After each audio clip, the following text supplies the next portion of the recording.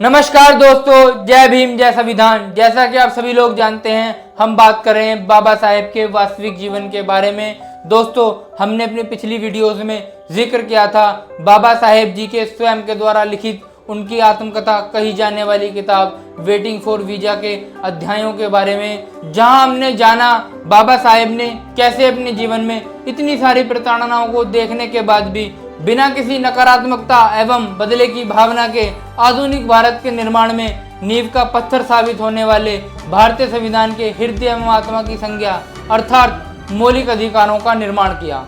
चलिए दोस्तों, शुरुआत करते हैं मौलिक अधिकारों को जानने की और समझते हैं बाबा साहेब हमारे प्यारे भारत को कैसे सांचे में ढालना चाहते थे, और जानते हैं समानता की अनोखी पहचान दिलाने वाले बाबा साहेब डॉक्टर भीमराव अंबेडकर जी के सपनों के भारत की एक अनोखी मिसाल अर्थात मौलिक अधिकारों में से एक पहला मौलिक अधिकार समानता के अधिकार के बारे में, जिसके बारे में जागरूक होना भारत के प्रत्येक नागरिक की प्राथमिकता है।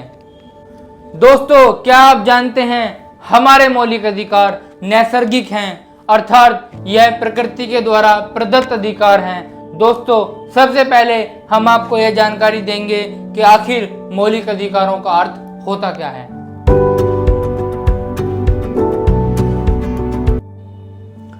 दोस्तों, मौलिक अधिकार प्रकृति द्वारा प्रदत्त अधिकार हैं जो पूर्ण रूप से नैसर्गिक हैं, जैसे बोलने का अधिकार अर्थात अभिव्यक्ति का अधिकार। दोस्तों, आप सोचकर देखिए, आपको बोलने का अधिकार ना दिया जाए तो कैसा महसूस होगा। मैं अपनी बात आप तक पहुंचा पा रहा हूं केवल बोलने के माध्यम से, तो बोलना अपने आप में प्राकृतिक अधिकार है। यहाँ तक कि मौलिक अधिकार मनुष्य के बौद्धिक, नैतिक एवं आध्यात्मिक विकास के लिए अत्यंत आवश्यक हैं। अनुच्छेद 14 हमें बताता है राज्य क्षेत्र के भीतर सभी व्यक्तियों को, दोस्तों ध्यान देने योग्य बात यह है, अनुच्छेद 14 सभी व्यक्तियों के अधिकारों की बात करता है। भारत के राज्य क्षेत्र के अंदर सभी व्यक्तियों को विधि अर्थात कानून के समक्ष समानता एवं कानून के समान संरक्षण से वंचित नहीं किया जाएगा। यह हमें कानून के समक्ष समानता एवं कानून के समान संरक्षण प्रदान करता है। लेकिन अनुच्छेद 14 काफी हद तक क्लासिफिकेशन यानी वर्गीकरण की बात भी कहता है, और कुछ जगहों पर डिफरेंशिएशन यानी कि अलगाव किया जाएगा, जिससे समाज में बेहतर तालमेल बिठाया जा सके।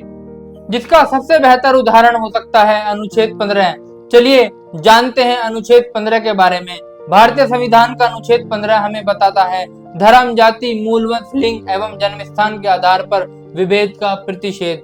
दोस्तों, अनुच्छेद 15 देश के बहुत सारे सेंसिटिव मुद्दों पर बात करता है, जैसे कि रिजर्वेशन यानी कि आरक्षण।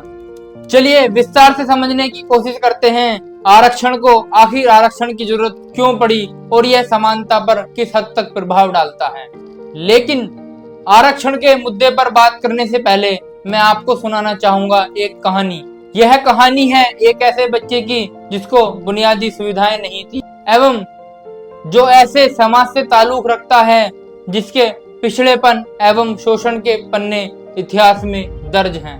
लेकिन फिर भी जैसे तैसे वह 12वीं कक्षा पास करता है और कॉलेज में प्रवेश लेना चाहता है, लेकिन कम अंकों की वजह से उसे कॉलेज में प्रवेश नहीं दिया जाता। फिर उसको आरक्षण की मदद से कॉलेज के अंदर प्रवेश मिलता है, लेकिन उसके पास जमा करने के लिए फीस नहीं होती है, तो उसको स्कॉलरशिप यानी कि छात्रवृत्ति के आधार पर प्रवेश दे दिया जाता है और पढ़ने का एक अवसर प्रदान किया जाता है। वह बच्चा गांव से आता है और समाज के एक ऐसे पिछड़े वर्ग से संबंध रखता है जहां पर शहर आने एवं पढ़ने के लिए पैसों एवं आने जाने की किल्लतों का सामना रोज करना पड़ता है। लेकिन उस बच्चे का मनोबल केवल एक अवसर के ऊपर टिका रहता है। वह बच्चा घर में बिजली ना होने पर भी पड़ोसियों से लाइट मांगकर अपनी पढ़ाई को जारी रखता है। परीक्षा का समय आता है, वह परीक्षा की तैयारी करता है। परीक्षा का समय प्रातः 10 बजे से होता है। उसके गांव के पास एक रेलवे स्टेशन होता है जहां पर रेलगाड़ी का समय प्रातः 5 बजे से होता है, उसको रेलगाड़ी छूटने के डर के वजह से प्रातः 4 बजे उठना पड़ता है और परीक्षाएं देता है। परिणाम घोषित होता है, वह परीक्षा में पास ही नहीं बल्कि पूरी कक्षा में अव्वल आता है। दोस्तों, अगर इतना संघर्ष करने के बाद भी उस बच्चे के अंक कम आ रहे थे तो मात्र एक अवसर प्रदान करने पर उसका मनोबल बढ़ता है और यह अवसर केवल उसको आरक्षण की वजह से मिलता है, जिसमें वह अपना 100% लगाता है और दोस्तों उसका भविष्य उज्जवल होता है और देश को मिलता है एक सभ्य एवं शिक्षित नागरिक। तो नकारात्मक रूप से आरक्षण को ना देखें, यह आधुनिक भारत के लिए अत्यंत आवश्यक है। चलिए जानते हैं कैसे अनुच्छेद 15 बालकों एवं स्त्रियों के लिए विशेष उपबंध बनाता है और सामाजिक एवं शैक्षणिक रूप से पिछड़े वर्गों के लिए प्रावधान करता है। दोस्तों, यह हमारे आधुनिक भारत की नींव है। जुड़े रहिए मेरे साथ। अगली वीडियो में मैं आपको बताऊंगा अस्पृश्यता कैसे भारतीय विकास में बाधा बन रही थी। तब तक के लिए जय भीम, जय संविधान।